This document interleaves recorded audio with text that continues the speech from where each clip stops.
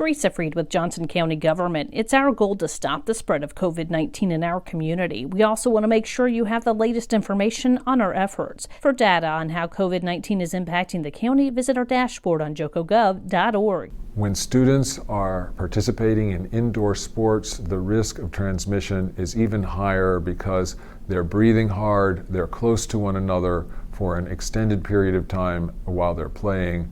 And so we need to think about what we can do to try and reduce that risk. In the fall, when we had outdoor sports, we did as much as we could to reduce that risk by having all of the people who were attending the events wearing masks, but we were in an outdoor situation where there's better ventilation and the risks were better.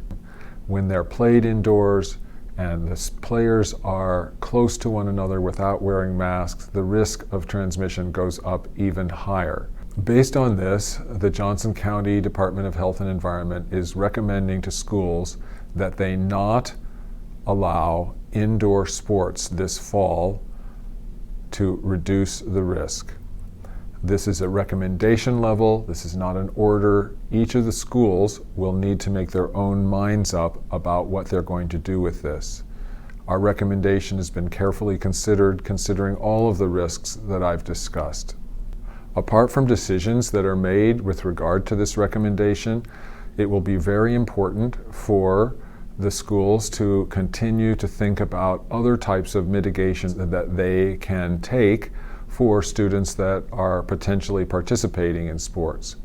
This would include cohorting groups of student athletes who are participating together so they're not exposed to others outside of their group, limiting spectators who would be attending those types of events so that the spectators are not at more risk of transmission, and also monitoring both coaches and athletes for the emergence of symptoms, as well as testing those who are in the cohorts or those who are at risk as a result of having been potentially exposed to a case as quickly as possible so that we can determine if someone has been exposed or is a case as soon as we can. Spectators and coaches, as we've said before, should all be wearing masks all the time when they are there in those events. Participants should be wearing masks when they're on the sidelines, not actively participating. This is not a time where we need to be seeing a lot of sports-related activities outside of the sport events, such as after-game parties,